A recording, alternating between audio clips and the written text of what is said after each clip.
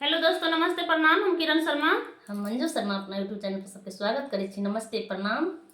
और हम दुनू देवरानी जेठानी जा रहल छी विवाह के शुभ घड़ी के गीत गाबऽ। जँ अहाँ सबके नीक लागत तऽ कमेंट करके जरूर बताएब। हमरा सबके गाँव में अगर हमरा सबके परंपरा से ई गीत भऽ आयल छै, अखनो गबै छै।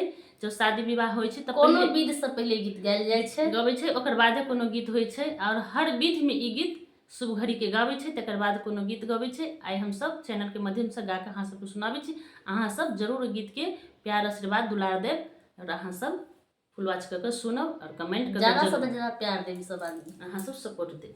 बहुत प्यारा गीत छै, बहुत पुराना गीत छै। एलै सुबह